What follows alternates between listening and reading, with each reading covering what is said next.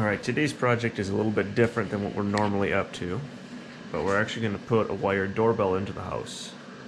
I don't actually have one currently, but we do have one of those Ring video doorbells, which I've just been recharging and remounting on the house for a long time now.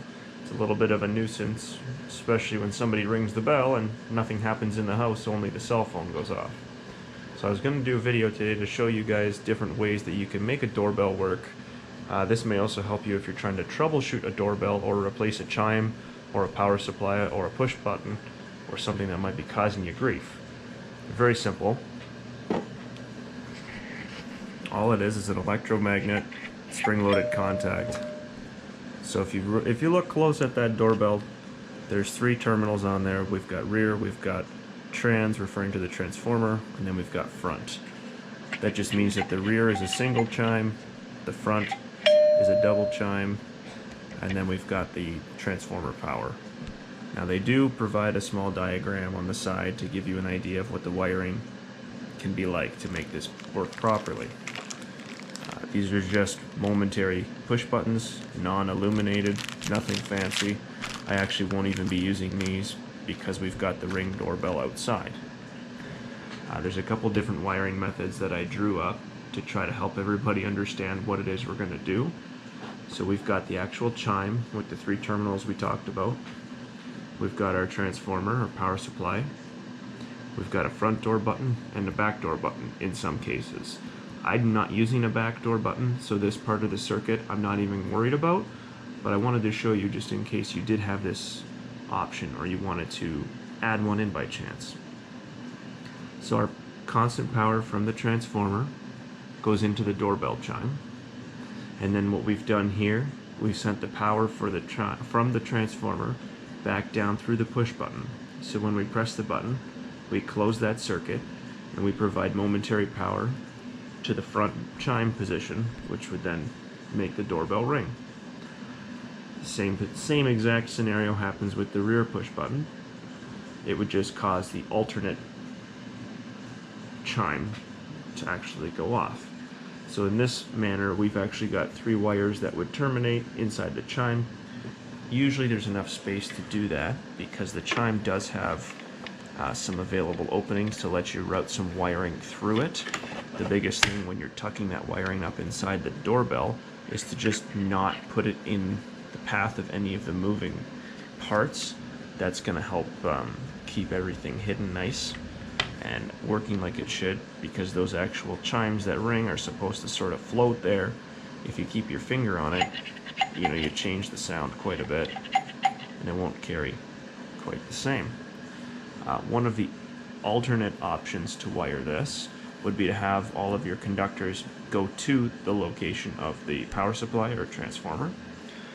That would require the use of a multi-conductor wire, at least 3 conductor wire. I typically use a telephone wire which has 4 conductors in it, so I normally have a spare anyways. But in this scenario, we would have 1 wire from the chime going to the power supply or the transformer, and front transformer and rear terminal would each get a dedicated wire. And then when we get down to the transformer area, this gets a little bit more complicated just because it doesn't look the nicest, but we're trying. So we've got our constant power going up to the transformer, just like it's drawn with that yellow line. And then in order to activate the front or the rear, let's start with the front, we've got that orange wire. Now that orange wire loops to the front door switch, and then our yellow wire from the front door switch is back to the transformer. So that means that the power from the transformer goes through this switch, up the orange wire, completes the circuit inside the chime, and activates that plunger. The rear is exactly the same. The only difference here is I've drawn a 2-conductor cable tying to the 3rd conductor here from the chime, so we've got that orange to blue connection. Hopefully that's not too confusing for everybody to see, but this is one of the options we have. So in my scenario, I have to find a location in the house that I can put the chime. The push button is going to be the Ring doorbell outside, and my power supply is actually going to go down in the crawl space in the basement. This is the transformer itself. So this is a hardwired transformer. It's got a lock nut on it. So what happens is the actual high, or the actual 110 volt connection has to happen in an approved box. It's got to have a cover on it. It's got to be accessible. This could also be mounted to the breaker panel through one of the knockouts and then tied into the panel that way. On the output side of this transformer, we've got our low voltage output. In this case, this is a 16 volt 10 VA transformer, which is pretty much standard across the board for your doorbells. They do make bigger and badder ones if you were running, say, a dual chime setup. Some houses will have multiple chimes because of the size or the layout. You may not hear it, so they'll eventually just add some more, and you can do that with larger transformers. They just have to be rated for that purpose. So we're going to get started now, and I'm going to show you guys fishing and getting this wiring snuck away inside the wall cavity and make this thing work. So as for location of the chime, so right now this is the front door of my house, and right about here on the outside is where my Ring doorbell is mounted currently. So if I was looking for the easiest possible install, pretty well straight above that I could put the chime. And I think in this case I'm going to do that. It's not too ugly looking. The cover that comes with these is pretty well universal, and it's not too much of an eyesore. I think it's forgivable toward the top of the ceiling space. You know, it's normal to have a doorbell, so I'm not really worried about hiding it. If you were trying to hide it, there are other things you could do. In my scenario here, I could take it into the kitchen and I could go somewhere above the cabinets, and it's a lot less visible up there, but the sound would still carry pretty good. So now, looking outside, we've got, in this case, siding on the outside of the house, and this is going to be our entry point, so I'll remove this off the side of the house. We're going to have to make a hole behind it in order to get into the wall cavity, and we're going to fish up to that doorbell chime, and then we're going to go from that doorbell chime down into the crawl space. And I know that down in the crawl space, somewhere right around this vicinity, I've got a junction box already available. It has power for my outside light for the lamp post, so I can use the constant power in that junction box to power the transformer. And then a low voltage line will come up inside the wall cavity and up to the chime. So in my scenario, this is the wiring diagram that I will use, where I've got a power wire straight to the chime, and I've got a wire from the switch straight to the chime. So whether I'm using this or some video doorbell or something else, the wiring is going to be in the same manner. Some video doorbells have to have an extra little module installed in order to give it enough power to charge the doorbell and ring the chime. But you'd want to research your specific model if that was the case you were dealing with. Otherwise, you could look at upgrading the power supply or the transformer to something a little more capable of that. But let's get started. Okay, so the back plate is removed. What we're going to do right now is figure out from a point that I can measure on the inside of the house as well, which the door jamb for me is an awesome option, where I'm looking to actually come through the wall, or through into the wall cavity, let's say. So I'm looking at about 8.5 inches to the doorbell location, or existing doorbell location, to where I would like to kind of pop through that wall cavity. So let's go on the inside of the house and see where that is. So there is 8.5 inches off of the door jamb. Here's the catch. I removed the plate cover around my bank of switches at the front door, because that's a bit of an easy way to figure out if there's something behind the wall that you don't want to run into, structure-wise. So you can usually take a small enough screwdriver and go on the outside edge of the box and push your way through the, in my case, drywall, and my screwdriver will go in this direction. So now I've known that, okay, over here there's definitely no stud, and there probably isn't a stud above the box. I see a dimple here that might represent a screw head. So now if I try to push this way, that means there's a stud right here. So by seeing that, this tells me that if I'm trying to fish inside the same cavity to put my doorbell chime up, right now my doorbell chime is going to have to be squeezed way over to the side, close to the trim, and up near the ceiling space, which would land it, you know, somewhere over here. I'm okay with that. I don't have much of a problem. I can use that void, and I should be able to have hollow in there to fish through. Sounds like there's a bit of hollow. I might run into some troubles toward the top of the doorway. Sometimes that header comes across and comes out a little further. That might slow me down and stop me. I'd be probably smarter to push that doorbell in to, say, about the 12-inch mark, where I could then be in this void above the switch bank, because I know that this goes all the way up. The outside light is up here, and that comes down and ties into this switch bank. That may be a little bit of an easier route for me, and then I can kind of center the chime between the curtain rod and the trim spacing there and get up near the ceiling. So I think outside we're going to reposition that doorbell, and we're going to go about 12 inches over from where it was, and I'll just put some silicone over those old holes, and we should be good to go. So measuring over again, and the 12-inch mark puts me right where this X is. I took the doorbell mount out here and confirmed that that location is going to work okay, because in my case that Ring doorbell does need to go up on that rear bracket and then slide down to latch in. So I need a little bit of headroom above it in order to clear that gap in the siding. So now I'm going to make a hole in the side of the house. So we're going to drill, and I know in this case that my house has several layers on it. I've got this vinyl siding, I've got styrofoam, behind that I think is a cedar shake, and then I've got a tongue and groove style horizontal board run across the house. So there's quite a few layers for me, so I know that I've got to get through all of that in order to get into the wall cavity.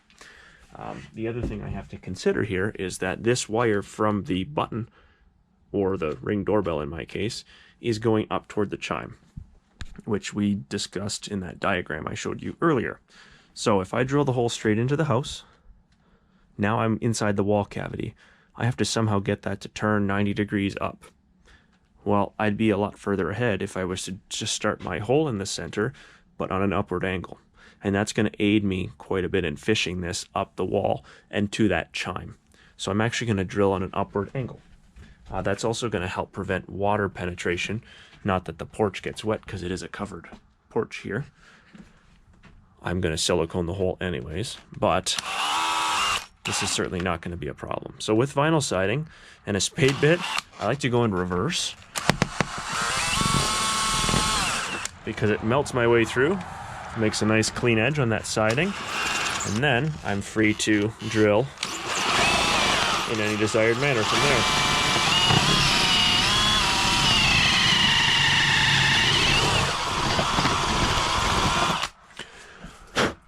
So I'm definitely on an upward angle inside of there. Let's just confirm that with a fish rod. So I've got one of my many fiberglass fish rods here. Super handy for this type of project. Now I use these all the time at work, so I have them all around always. But it's just because of what I do, I've got to have them. So now I'm actually working the rod left and right and turning it because I want it to go up the wall.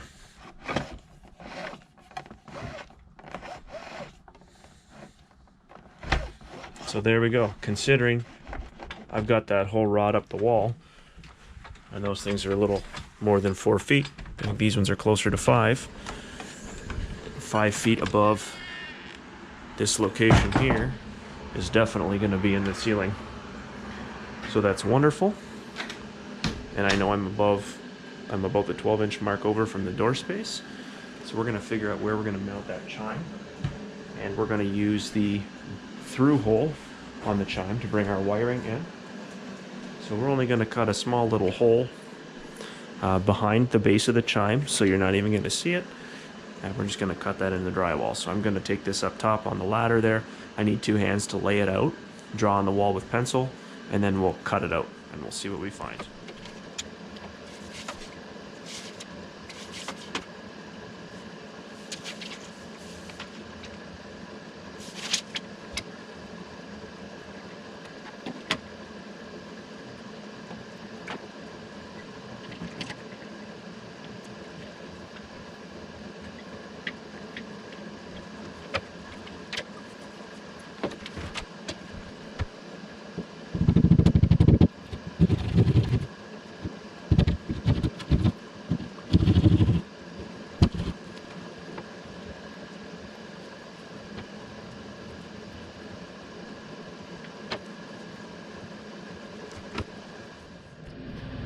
Alright, so you just watched me cut a hole in the wall.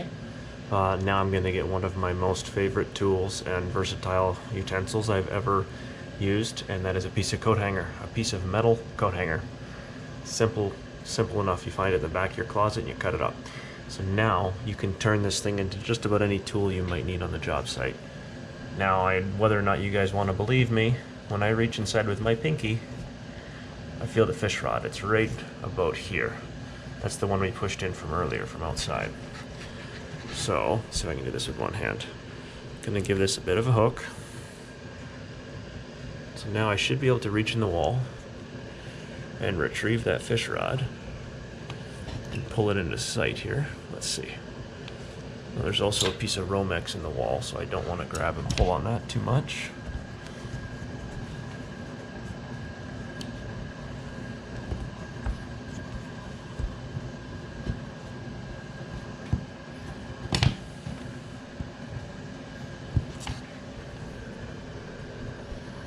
This can sometimes be a two-person job. One person can actually be moving the fish rod to help you find it, and then helping you actually direct it out of the wall cavity. But I'll probably keep this just a one-man job, just to show you guys that you can do it on your own if you have to. So there's the fish rod. We can see it now inside the wall cavity. So what we're going to try and do, is keep that close by so we can lower the other end of it and keep pulling it out in order to retrieve just the end of this thing. Oh, there's that Romex that's in the way. Let's get my pinky back in there. Yeah, we're just right there,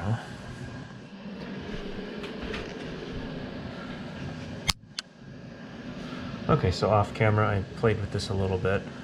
Fortunately enough, I can reach outside the wall, outside on the porch, while I'm got my finger inside the wall there, so worked out okay for me. So I was able to get right to the end of the fish rod. You can also use fish tape for this, that stuff that's on the reel. That tends to work out okay too. So there is the threaded end of the fish rod, if you guys can see in there okay. I'm just gonna get this with a pair of needle nose.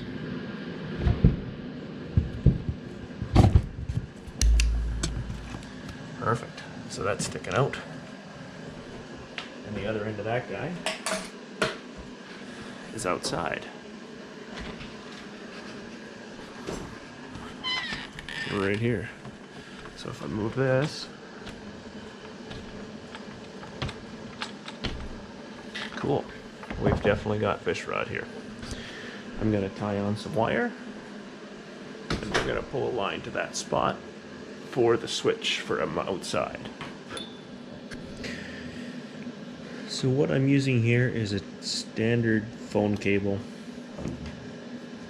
This is a 4-conductor cable, red and green, black and yellow. So what I'm going to do is I strip some of the main jacket off of it.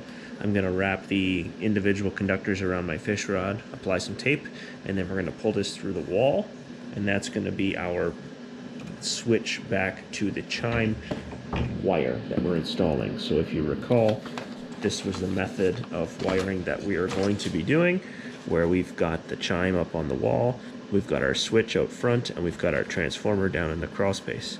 So I've got to get now from the push button up to the chime. So that's the wire we're going to use, and I'm going to get this taped on right now. Alright, so we are all taped on and secured. So let's go outside and pull this fish line through.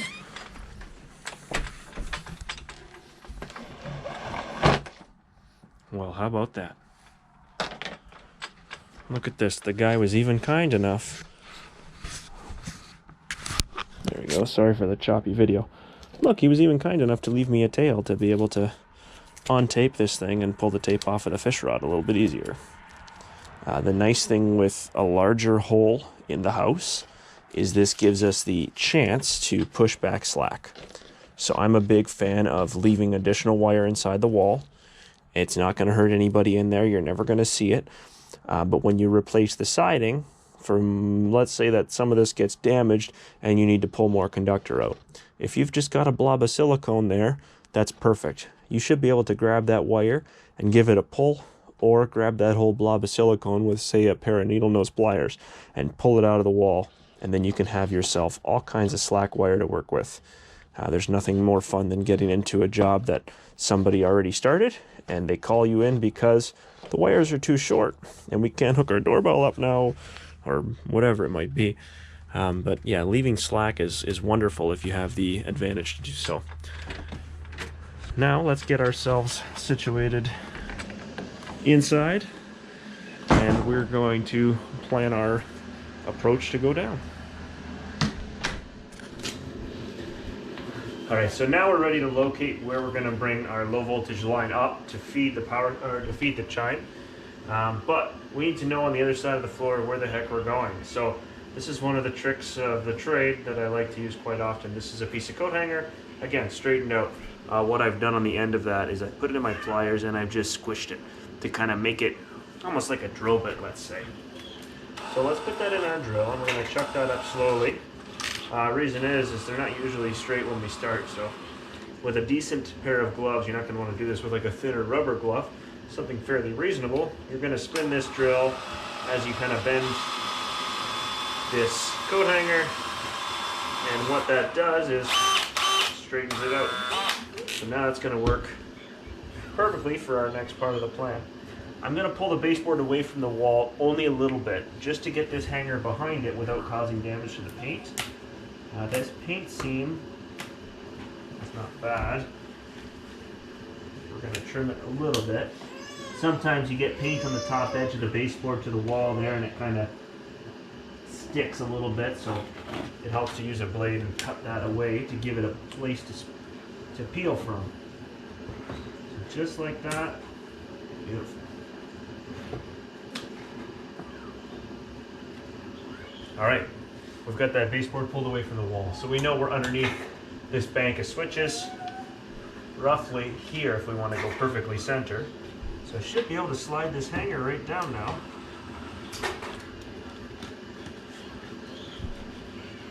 Okay, funny. I guess there's no floor under there because it went straight into the crawl space. So now when I go down into the crawl space, I look for the other end of my coat hanger.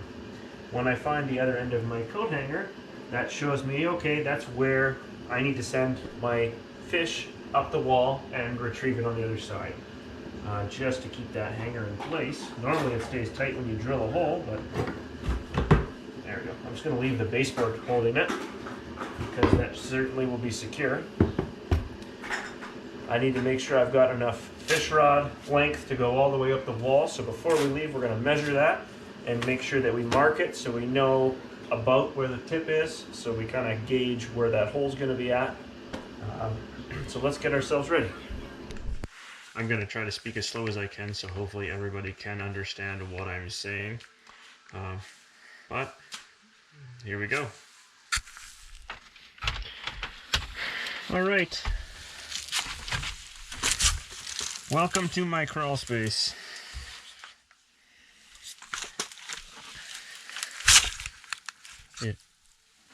It is not the most fun place to be, but it's a place we gotta be. So I know we are over in this direction for the front door. All right. And now,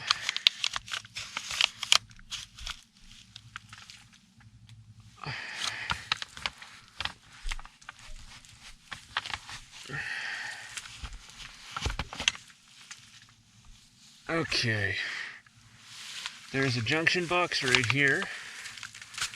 So in this box, I know I've got constant power and I've got switched output.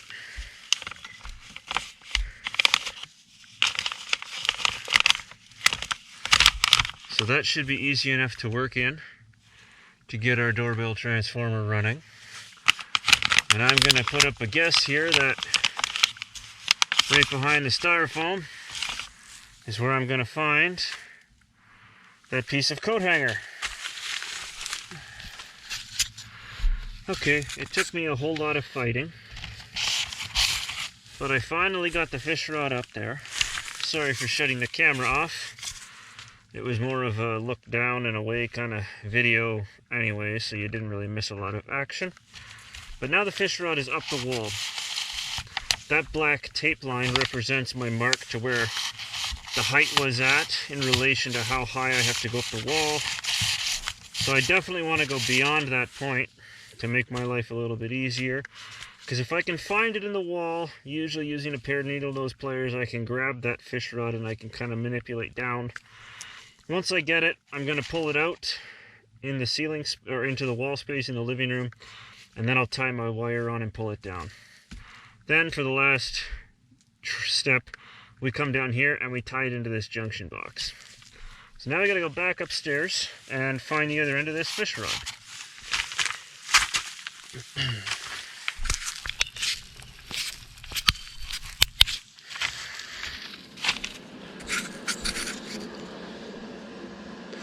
Alright, so full disclosure, it took me a little bit of time to actually get this caught here.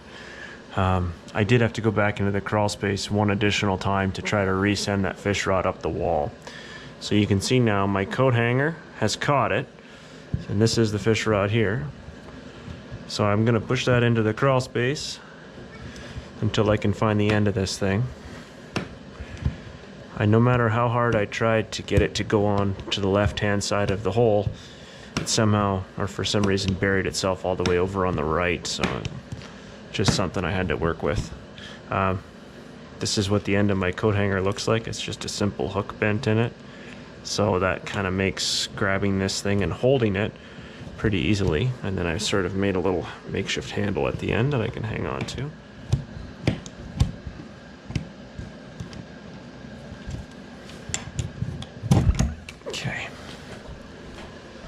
Now I can tie my wire to this.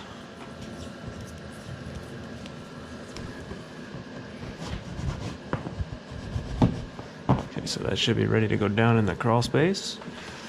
And I can pull all the wire I need to get to that junction box.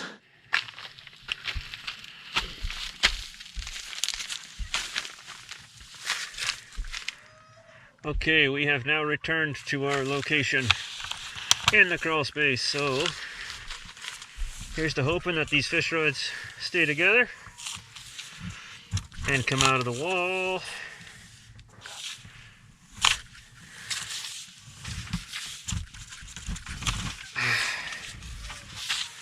Alrighty, so there is our low voltage wire.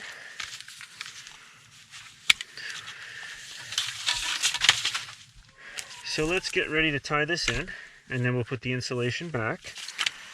I shall need my knife again because I've got to cut a little bit of a clearance for this plastic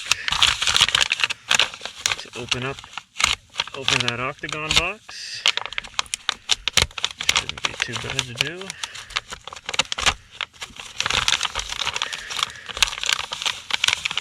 There we go. Beautiful. Okay.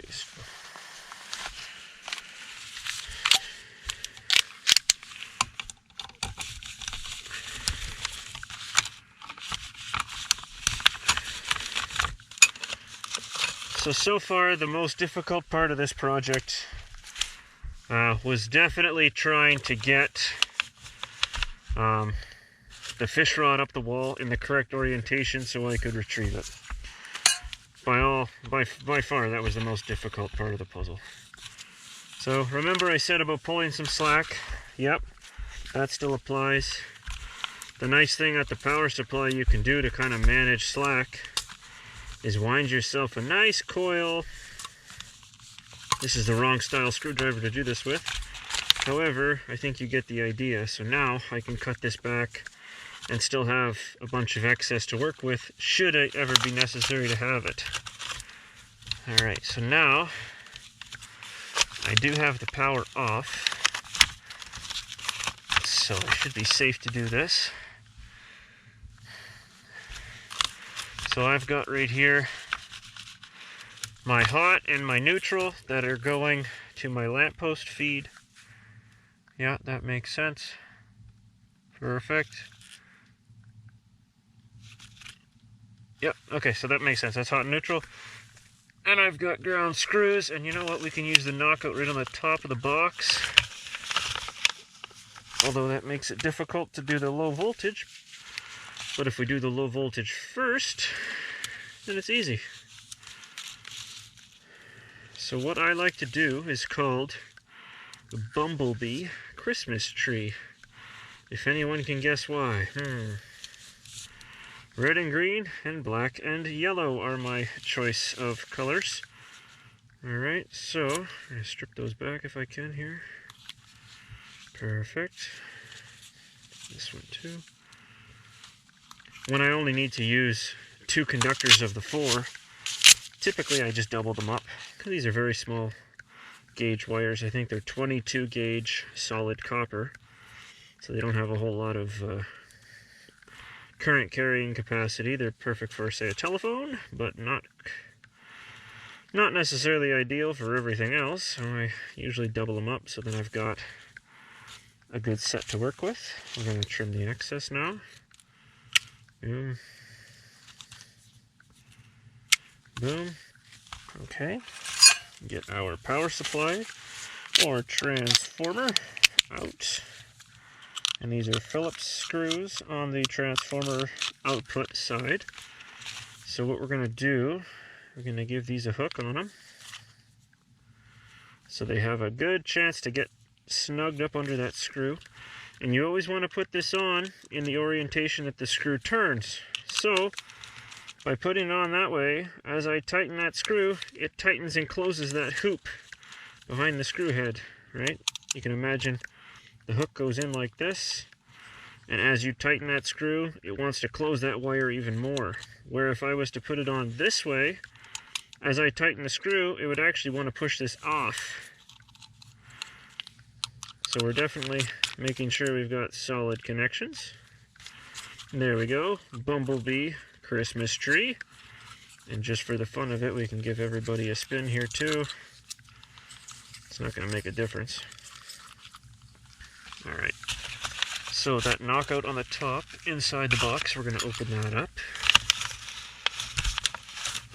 Let's get our pliers in there to help us out. So now let's find our ground screw that we can use. They're both pretty busy. This one's not so bad.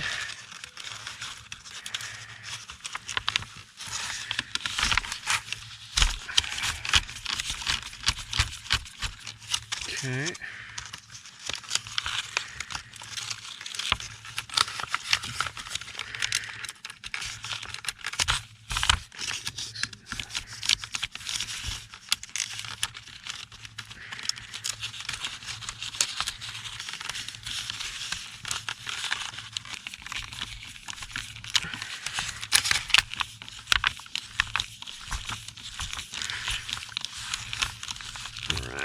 So there's that.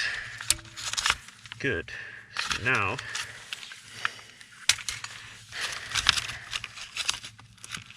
this is my constant hot.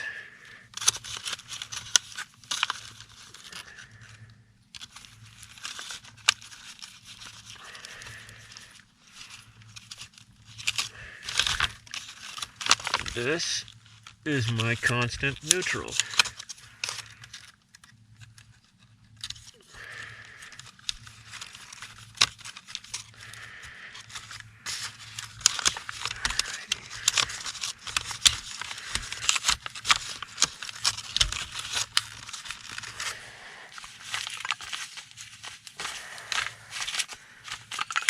And our cover.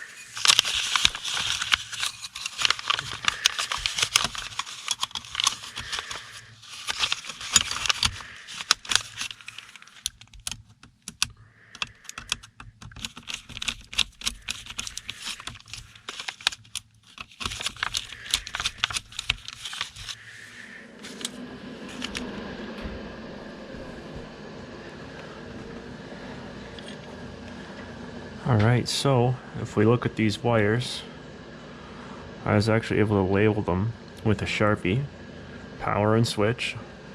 It really isn't relevant. I'll show you in a minute why, but at least I know which one is which. If ever I had to do anything to get back into this chime, I've got the ability to figure out who is who without fighting or screwing around. So I have to check my toolbox for some drywall anchors, but for the moment this is going to work just fine. I'm going to get the top one started.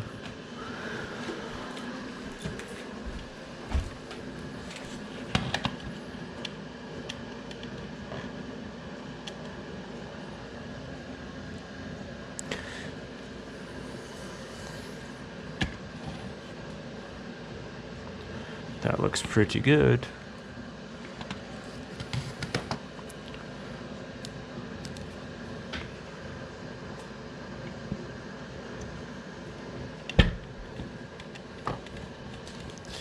So just like before, bumblebee Christmas tree, red and green and black and yellow, and we're going to do the same thing on the push button end of things.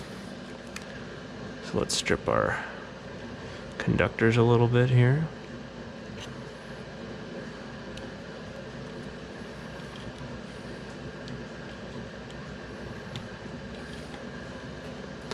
And at this moment, the power is still off for that circuit.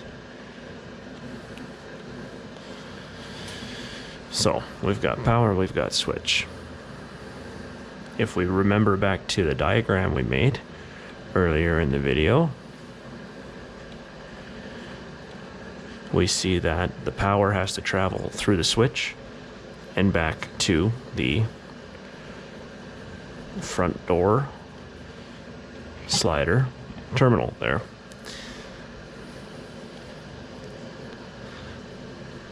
There we go, we got everybody spun now.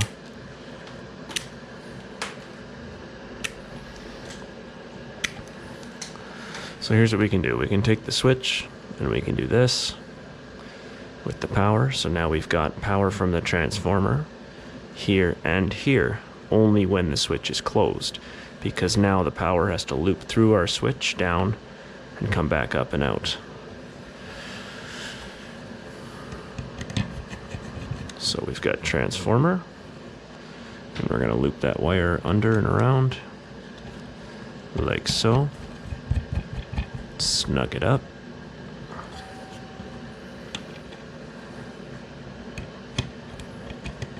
And then we've got our front door chime.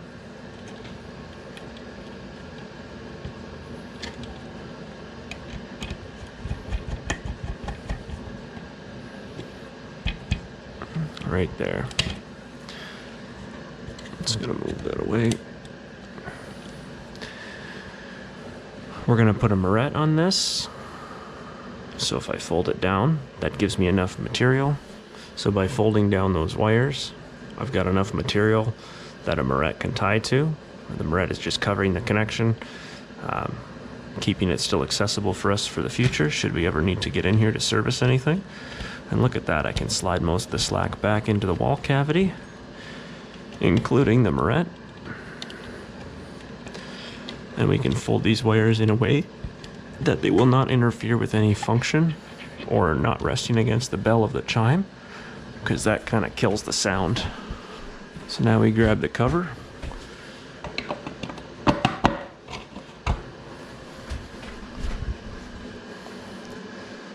I lined it up in the center of the switch. I thought that looked pretty good. So let's finish putting the outside Ring doorbell mount on.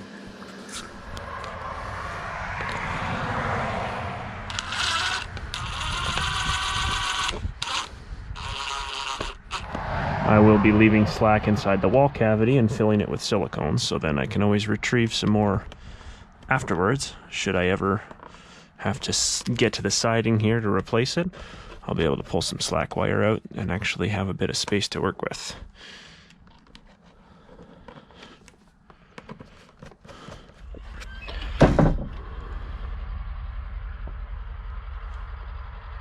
All right, that was a little bit problematic trying to get everything set up and working. That's just technical and app related stuff that I was fighting mostly with, so my fault.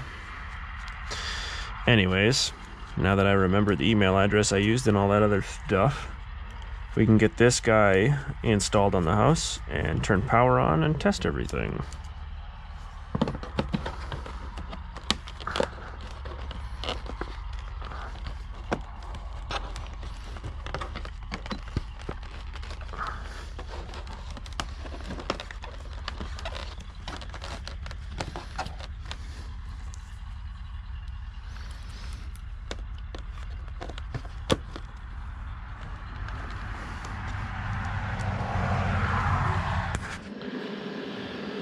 Okay, now we're actually going to test it.